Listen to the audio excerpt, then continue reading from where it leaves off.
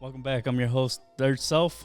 Um, I'm sitting in front of, right next to somebody who I admire, somebody who I got mad love for you, bro. You. Appreciate you, man. It's love on my side, and whatever. I've known you for what since 2012. Um, you're a legend in my eyes. Friends, bro. We've been friends for like 13 years now. A while. And I consider you a staple in what is creativity and artistry out here in the valley. You set up a lot of community events, a lot of events, um, a lot of people who touched you are doing big things. I met Justin Musak through some of the events you put on, and that's where I started documenting his progress. Y'all are killing it too, by the way. I appreciate you for having me, man. That's your blessing to this, bro. Lyrical Michelle, who's now in TDE, the second group, right? Who else? Miss Cromer got her own company and has just moved up south, and it's. Yeah, man. I love seeing everybody develop, bro. It's like watching the journeys, seeing the stories. You don't have to directly be involved with them, but like I think it's the relationships, like the people, even some of the people in this room. Seeing that a year, 2 years down the line, how it develops. Yeah, it's exciting. So how do you feel about creating these creating these spaces where people develop into who they're meant to be? That's a good question. I mean, for me, like when we met, right, we're doing open canvas, we're pushing, we had tours, events like every single week. And I think the same thing how I started within that business, within that work, like creating these platforms. Now it's almost 10 years later, and it's the relationships that ultimately like, pulled everything through. So for me, like my value is I think that community is super important. Mm-hmm. We build relationships not for like that moment, but for momentum, right? And how we can help each other. It translates, whether you're in music, media, business, school, finance. Like I've had a lot of transitions, and I think if anybody's listening to me and like this is their first time ever meeting who I am, like JD, you might have met me in different parts of my life. Right? So definitely. I'm sorry, we just jumped straight into it, right? Like, because yeah, it's cool. I've known you for years, and to us, our conversation is natural, right? But for those that don't know you, who is JD Bailey? Man, so for me, who I am, I feel like I'm just a genuine connector. I have a big passion for bringing people together. I do that whether it's through poetry that I've written before, whether it's through events that I come to or support or have organized. Mm-hmm. And then a lot of it, like when I hear network, there's like that whole line, your network is your net worth. But I think like there's a worth to each of us, right? And then by bringing others together, that worth comes out a little bit more each time. So. And some people just happen to elevate you more than others, and it's like, it's like then I'm just talking out of like normal conversation, because we haven't caught up in a minute. I haven't seen you in a while, but I do want people to know who JD Bailey is, what that looks like, and the experience, because now we talk about what you've created. You're a co-founder of Open Canvas. You got Journey Through 100. You got Paint Your Future podcast, part of Neighborhood Soul Music. By the way, we still got more coming. Yeah, hats off. Yeah. And you gave me one of my first opportunities as an artist to bring my group and create and bring out friends from my neighborhood, friends who are struggling, friends who are create a group together, get basically funded to just push out what we love to do, which is art, right? Shout out to my boys wherever y'all are at. But it's you brought, right? Network is your net worth. You brought worth to us. A lot of people did not see it. Y'all brought a lot to the events, the network, and everything. Like you've always been one of those first few people. If I need something, if there's something going on, hey, where's Chino at? Who do you know? Who else do you know? Yeah. So I think that connection again, right? It translates outside of just the artistry, right? Because the creative side of us, everybody has that side, but are we using it? Yeah. Right? The business mind in us, like everybody has that business thought process, but are we using that? And again, with like these conversations, it's just that human interaction. Like, how could we talk to each other, elevate our mindset to get to that next level, right? And I think with all these things that you mentioned, like, it's amazing. I love Open Canvas, years of events, right? Journey through 100. I lost 100 pounds, created a little movement around it, found 100 again, lost some, found it. You know, it's branding, right? It's a development. Yeah, it's the development. It's the development, but it's that journey that is through whatever it is, right? So like at first it was 100 pounds. After it was like the marathon. After when COVID hit, I found myself in a whole different industry, doing life insurance, helping families. Like when life hits, what do you do? Like how do you show up? So I think that is the journey. And for people listening, it's kind of like, what is your journey through? And I literally was able to go create events in San Diego, in Phoenix, San Francisco. We work with Capital One, like all with this idea of what is your journey through? What is the canvas that's open for you? Like words are powerful, right? So I think that translates no matter where you are or who you are. And the fact that we can come together, use these words to create more momentum, more movements, that's again why we're back at it, you know, and it never stops, because when you feel like it's over, you feel like you checked that box, what's next? And I've been one of those people where it's like, yeah, I checked the box. I did a marathon, congratulations. And then what happens next year? You know what I'm saying? Do you ever take a break? Yeah, I think if you don't choose to take a break, the break will choose you. That part. Yeah. That part. I've been on both sides. I'm gonna have you, before we move forward, pull in the mic a little bit more. Mm-hmm. Yeah. Better. Okay. So where does this passion come from? So I think the passion for me, it comes a lot from like what I saw growing up, a lot of the people who I was surrounded by, a lot of the influences in my life. So like my dad, he worked the same job for like 40 years. He got his master's degree, but he kept the same job. He never changed. And, you know, RIP, he passed a few years back, but it's kind of like seeing that, the work ethic that he had, but still the issues that we faced, you know, like the dedication that he did, but still the place that we stayed at, right? Like that motivated me to never, you know, find satisfaction in a way. And it could be good. It can, you know, judge it how you want. Yeah. But I feel like there's always something more and there's always something else. And that's something for me, I like that because I'm multifaceted. Like I've had these, you know, event production, tours, but then life insurance, tech. Like I'm doing some AI stuff now too. And it's just ultimately, it's like I don't have that satisfaction thing. And I like to be around people that inspire that and pull it out of me, letting me know that I'm not the only one with that type of, you know, that type of mindset. Mentality. Yeah. There's always something more, and it doesn't have to be like that, I don't know, the unhealthy grind culture, but how do we get more out of what we're already doing? You know what I mean? Yeah, because since I met you, I'm going back years, bro. 2012, I remember signing under one of my very first open mic events. I signed right under you, and you put JD Bailey, Open Canvas, right? And that was one of my first times ever meeting you. I have a picture of that, actually. That's a throwback. That's way back 2012, fall of 2012. And poetry to me, it kept me alive. It's kept me alive, right? And you're a poet yourself, and it's hearing you do your thing. I've always had love for you, bro. Everything you do is passion, and even if somebody doesn't think that it's good, you're gonna show love because of the passion, right? And it's like I'm doing it regardless, and that's everything you've been doing since then. You haven't stopped, bro. And when we've had conversations, it's like my boy's still on it, and if he's on it, he's on something else, right? And showing the same love, the same passion, the same dedication, the same hustle, the same grit, and it's So that's why I asked, like, genuinely. So would you say, you said it comes from your dad. Now, that kind of passion, is that from being disappointed, or is that from I want something more? I wouldn't say disappointed, because he taught me a lot of lessons, right? Like, it's not so much a thing where it's disappointment or greatness or anything like that, but it's like, where do you learn from? How do you pull that together to do what you want, right?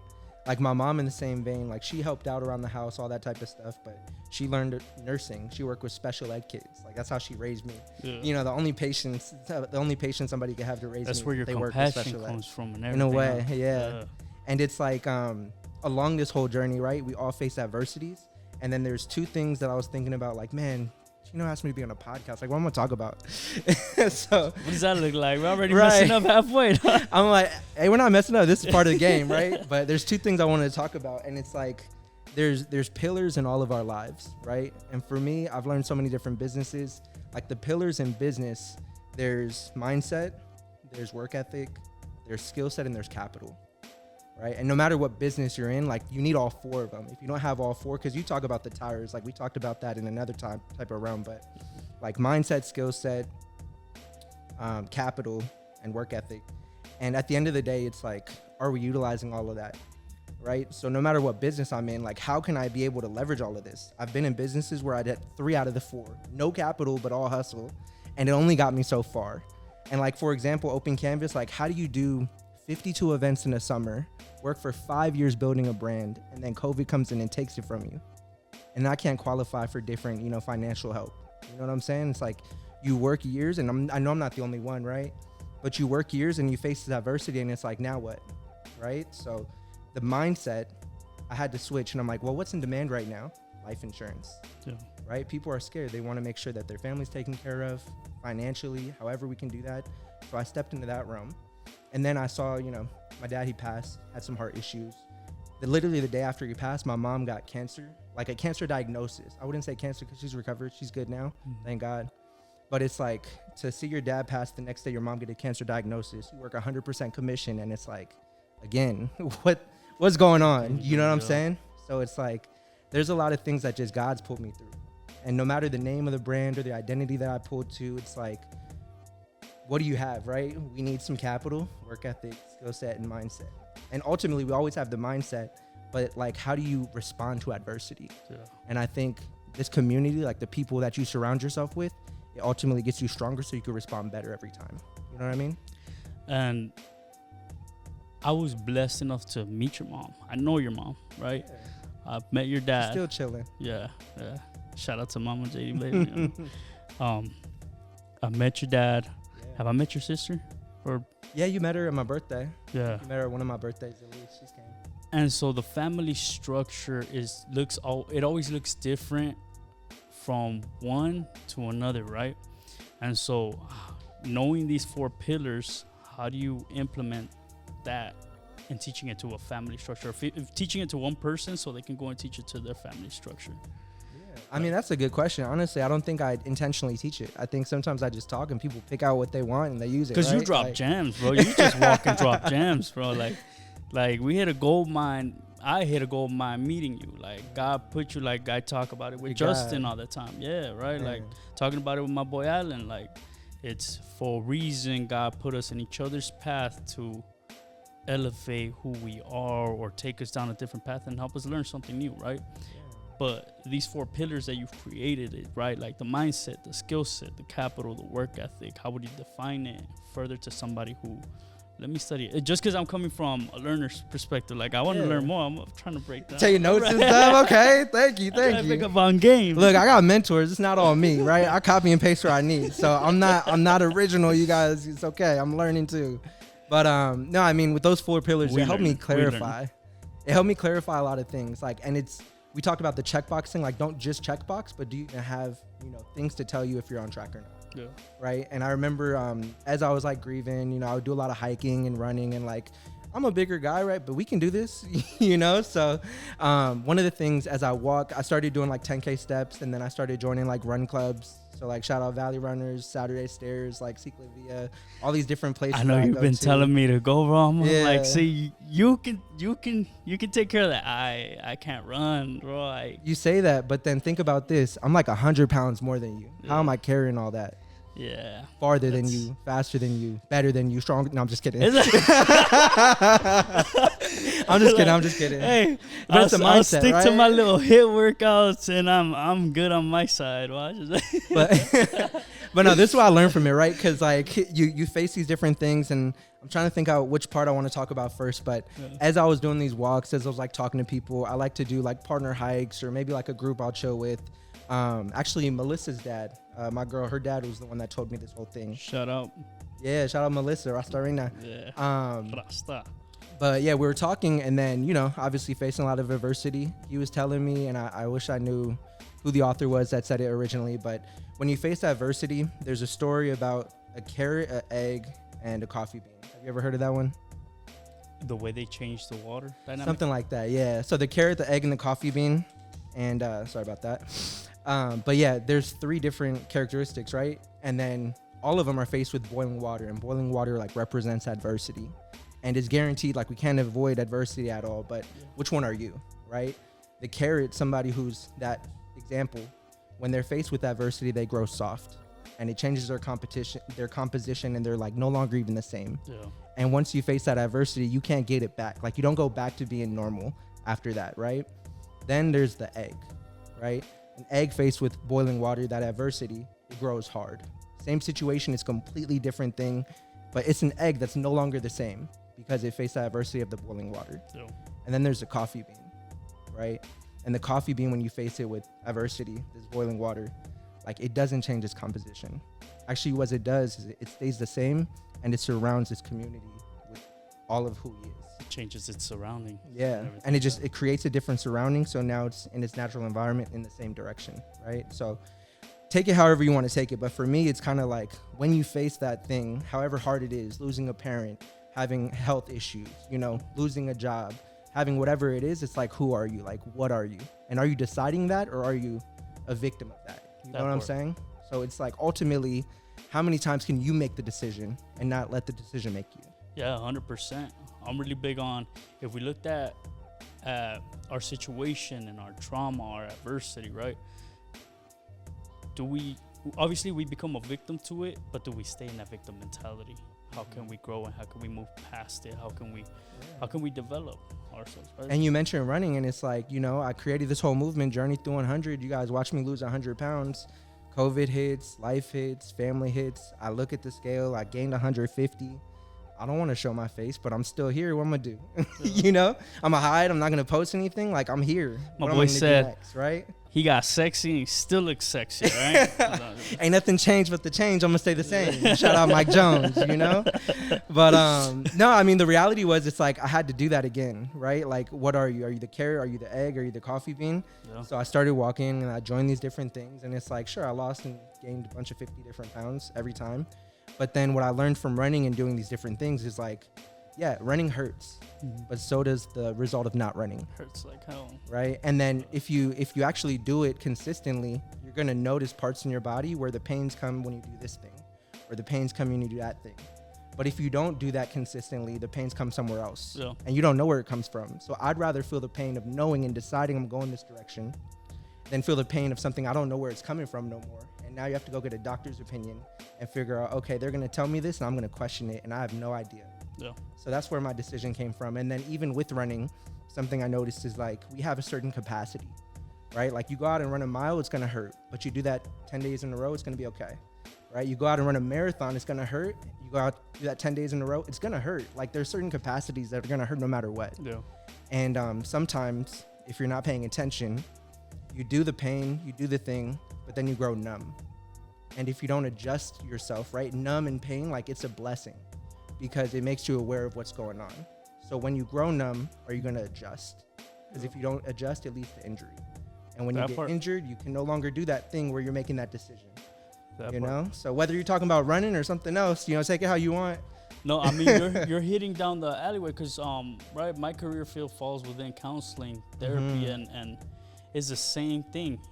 If you don't choose to look at your situation and change it, you're gonna suffer down the road, and it's just gonna build. Yeah. It's just gonna build, right? You gotta be willing to work at it, and it ain't easy. Yeah, it ain't easy.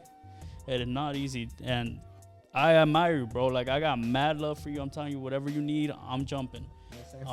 Because you put me in positions where, say, you got me into Dame Dash's studio. Yeah, it was through a connection of a connection that's no longer there, right? But there's a connection either way, bro. It's a connection to the thing that needs to be the next thing, right? For the next level of. Just treat people good, and it'll be fine. And what I experienced through almost that year at Dame Dash Studios was eye-opening, and it's like, you're the one who believed in me. We're like, oh, I hit you up because I know you can do it. I think something, though, on that note, it's like, sure, you say I believed in you, but really you believed in yourself, right? Because you took it, you showed up, you kept showing up, you kept that relationship. Like, I didn't do that part. I just made the introduction. It's the same, right? For all our viewers, is taking these gems that you're getting and actually applying them. You know what? I'm gonna put this one in my pocket for later on, type of stuff. Yeah. And that's hard, even recognizing like this is what I need right now. This is what I need to pay attention to. This is what I maybe I'm falling off on this. Maybe I'm right. And you've been giving me gems since 2012, and you've helped develop the man I've been, bro. And I got nothing but roses for you. Yeah. Now, to know your development in regards to, we did Open Canvas, Journey Through 100, Paint Your Future podcast. You want to kind of break what that looks like? What does that look like? Yeah, so I mean, Open Canvas, it was like the platform of resources for up-and-coming artists. We did events for years, 5 years, really.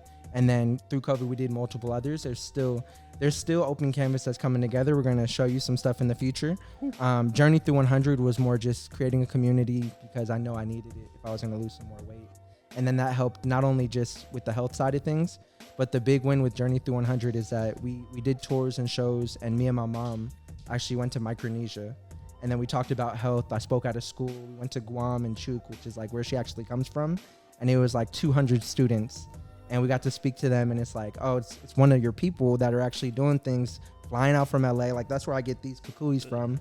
I wear them all the time when I go out, not just because it's like a signal of, hey, this is part of the culture. But my cousin, what he says is that the outside, it represents strength, right? So like you can stomp on it, hit it, throw it. It's not going to break. It's strong, just like we are, right? The inside, there's like a little oil. So if you put it on your skin or if you eat it, it gets rid of like the bad toxins, right? Kind of like a soap would be, or if like it's a laxative type of thing, if you want to get out of the bad things.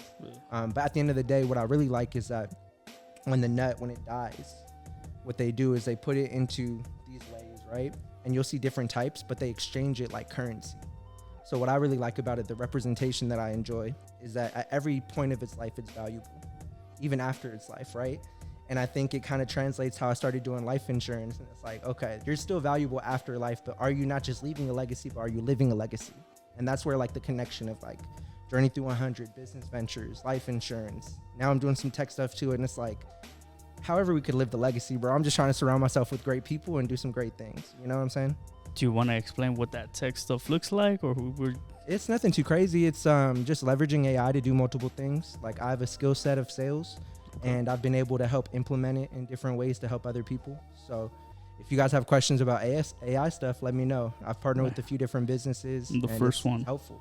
The first definitely helpful. The first one. I feel like AI, to an extent, right, it kind of takes away from the critical thinking aspect. But if you learn how to leverage it right, it's going to help you evolve, right? Push you into what's next. So I'm kind of...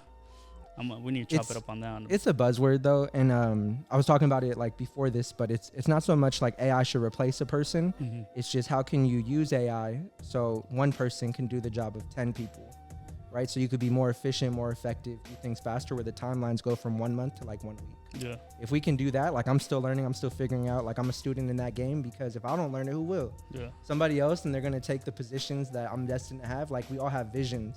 Right, and however you get to that vision is important. So, yeah, 100%. Do you have anything that you would want to discuss that I don't have down on the notes or writing that? I'm like, you know what? Okay. I mean, for me, I'm saying like all of the stuff and like all the people I've been able to meet, like I'll say it is like a testament of God, right? Yeah. Like I believe in God. Amen. I think that, you know, I've come through a lot of different situations through it. Even when my dad passed, like the church, shout out to Nations Church, they sponsored, they made sure that the funeral was taken care of there. Yeah. And now they're doing some events coming up in the future. So it's kind of like, where if you're listening to this and you know you have a skill set and you know you have a mindset, maybe you have a great work ethic, or you know what I'm saying? Like believe in, I'm not like pushing a religion or anything, but I'm saying like believe in God, because he's going to come through. Yeah. And those principles are something that's been able to help me, you know, transition no matter what's going on. So, and I got to give you credit to this one, right? Because everything that we do, like everybody has their own beliefs, right? Yeah. But I feel like through experience and through our walk of life, we end up finding what that is and what that looks like. My experience, I crossed paths with you and I saw you pray before an event, bro. Yeah. And you're the one who engraved it in me. And then when we developed this, I'm like, nah, let me give it a try. I've never done that in my life, and now it's like, I'm gonna do it. do with the boys, right? Like, okay, good, quick little prayer in there, get in and get out, and it's always blessed, bro. And so I give you credit for that one. Now, man. Gotta pray through everything, right? Even the good times, right? Sometimes we only want to pray when it's bad, but it's like realize you got here for a reason, so you got to pray and thank God for that too. Pray or become the prey, you know, one or the other. That's the bar. In regards to the hustle, you mentioned that it's not like a hustle culture and everything, like not seeing the negative. Do you consider yourself a workaholic? No, I think I would not say I'm a workaholic. Actually, I think I work we've hard. Had this so conversation before, but I'm just like, my boy's been hustling for years, and you're just always on go. And you turn off, turn on. Maybe I haven't seen you when you turn off, right? Right. But because I'm off, no one sees that. Oh, this boy's just sleeping right now. Right. But no, I wouldn't say I'm a workaholic. I think that if you work hard now, it helps you work less later. So, Facts. And even with all these years that we've been working together, like I've seen people do something brand new, make 6 figures in their first year of something, right? Like I've seen somebody do something brand new, make $1 million in their first like 3 years. And it's like, I want to be around those people. I want to see how they're doing it better, stronger, faster. Like it's always about being a student of that, because sometimes like I feel like I'm really just lazy, but I want to work so hard now so I can get to be lazy later, you know? I respect that, God. Hey, how can I transform my procrastination and my tardiness to that, bro? You just gotta light that fire, right? Just don't own it, bro. Yeah. You're not a procrastinator. It's gonna get done when it needs to get done. And it gets done. It gets done. So you're good. 100%. 100%. So, I want to talk about neighborhood soul music. I want to shine some light on that. Okay. Gotcha. What is shout out to every single individual member from neighborhood soul music. I got mad love for y'all. The sound is just crazy, bro. Thank you, man. It's crazy. I just think it's needs more recognition. We should be playing some music in the background. And you sing too. I wouldn't call it singing, but I do poetry with some music. Yeah, for sure. I'm gonna put some. Shout out to the band. We got Brittany, we got Bree, we got Vaughn, we got Gabe, Crown Mecca. We got. Have y'all expanded into new? We expanded some new people that we partner with. Yeah, for sure. But yeah, I mean the core of us, it's been great because we applied for the Tiny Desk. It's on YouTube. I think that's like the closest piece of work that we've been able to put out, where it's like, okay, that's kind of satisfying to where in our minds what it sounded like came out in a certain way. So like, so we can find you Tiny Desk Neighborhood Soul Music. Yeah. That's our submissions on YouTube. Okay. So Neighborhood Soul Music, and it was cool because when we put it out, and then it got like, you know how YouTube does those playlists, it said like Christian music, and it's just vibes. But I think that's kind of cool because I do talk about God. Like a lot of these conversations we're having here translates into my poetry and the verses and stuff, and like some of the collaborations are fire. Like I'm happy, I'm proud to say that I'm probably the least talented person in Neighborhood Soul. So I'm excited for that. They got y'all got a whole powerhouse. That's all I know. Man. Y'all got a whole powerhouse. Yeah, somebody God. He plays, why am I blanking out on his name? He plays the guitar. He plays what else? What other instruments does he play? Which one are you talking about, Vaughn? Or? There we go. Yeah, Vaughn plays bass. He does all the sound. He does live music. He does concerts. He has his own business. Like every single person in Neighborhood Soul has like their own movement, right? I got a doctor in there. Yeah, Dr. Nix, Brie, our drummer. Shout out. She was signed to a major label at a point as an artist. She works within the church. She's an actual principal. I think vice principal. She's like a whole principal, like of a whole school. And she still does. He's minions over here. So, yeah, Brittany or Teray. Shout out Brittany Teray. I got love for her. I met her through EOP, and she was one of my first poetry collabs. So she showed love, and she let's write together. She does keys, she does guitar, she got bars, she can sing. You know what I'm saying? Man, the blessings are coming. That's all I know, bro. Man, and there's more, right? Like I can keep on going. I'll talk about them all day. It's because I haven't been around for a minute. I was there when y'all started, and then I was like, let me go do my thing. I need to go focus on my thing, right? Yeah. And we got some collaborations like Crown Mecca. She's an amazing vocalist. We got some music together. Gabe, he's a guitar player, but like he does music composition. He also works with churches and stuff too. So it's like there's that foundation. Like we all believe in God. We have a vision for big things, but we have a movement individually. And when we come together, that's like where the Neighborhood Soul comes from, right? And we just found a venue that we're looking to start hosting more things at. But it's like, it's a beautiful thing to be able to come together with music and like have people that have a similar mindset and vision of growth and more principle. So through all the experiences that you've been through, everything you've created, everything you've manifested, all the people you've blessed, all the paths you've taken, right? Where are you at now?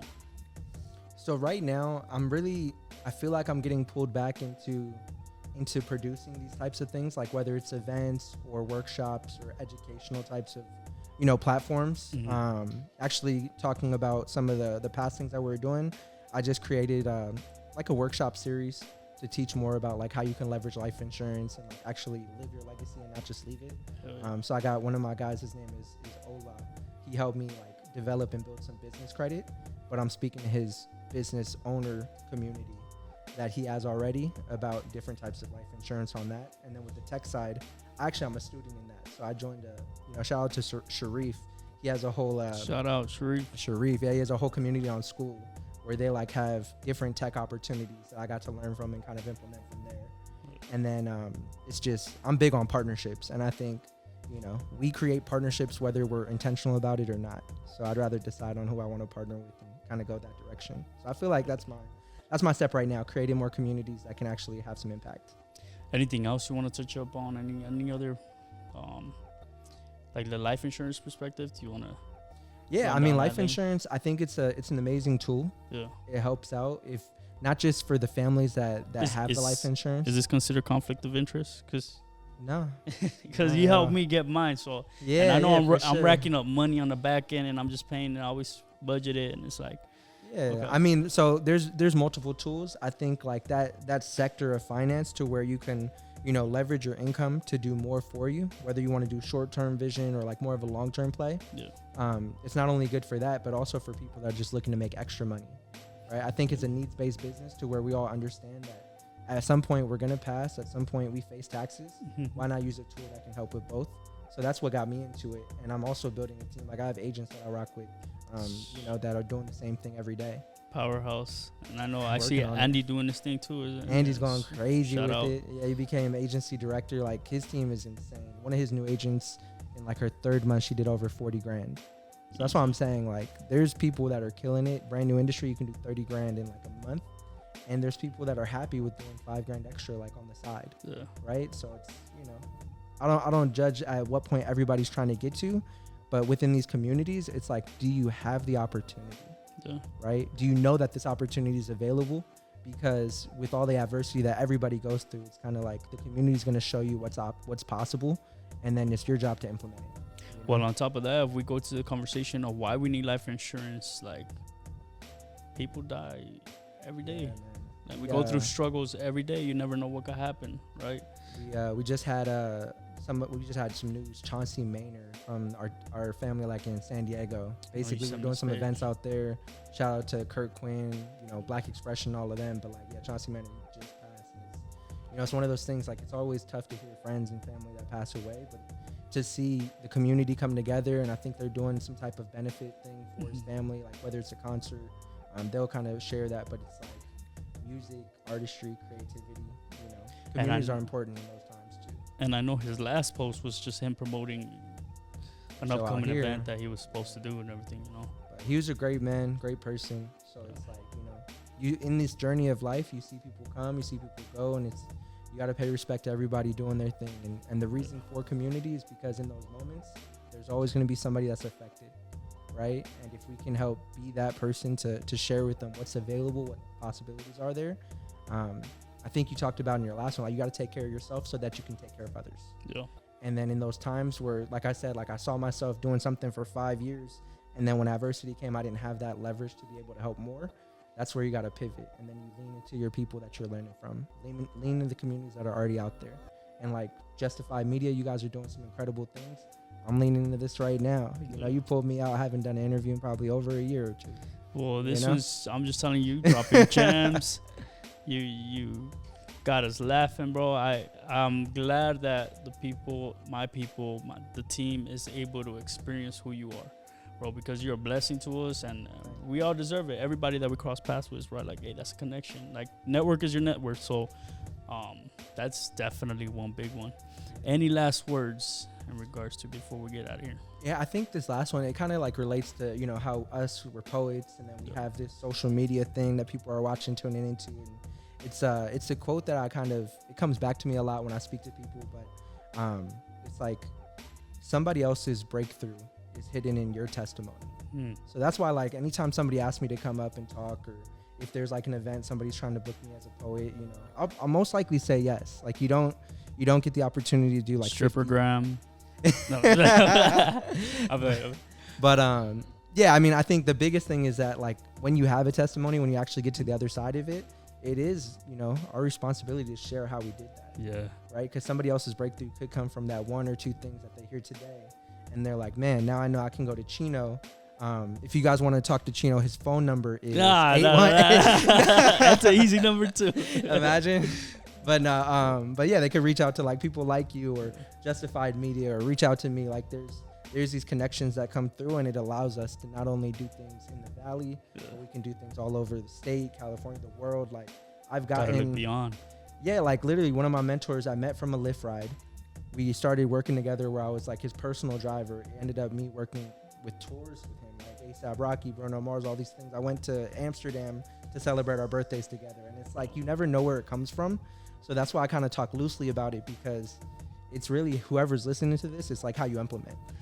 In regards to that, I heard this quote that says, God gave you a gift. If you don't use it, he'll take it. So it's I rock with that. That last one you said, heavy. Where can we find you? Where can we find JD Bailey? Man, I mean, Instagram, Facebook, through Chino. Just hit him up, 818. But yeah, I'm pretty findable. You look up JD Bailey, or I'll have my tag on this or whatever. I just, you know, I want to get around people that are doing some genuine things, growing, scaling, and I think there's some really cool events that are probably coming up through the church that I rock with, Nations. So we're going to have a lot of different things to announce soon. But for now, just, you know, enjoying the gifts that are here. Shout out to my brother. I got none but love for you. I'm going to say it again, bro. Whenever you need me to jump, I'm there.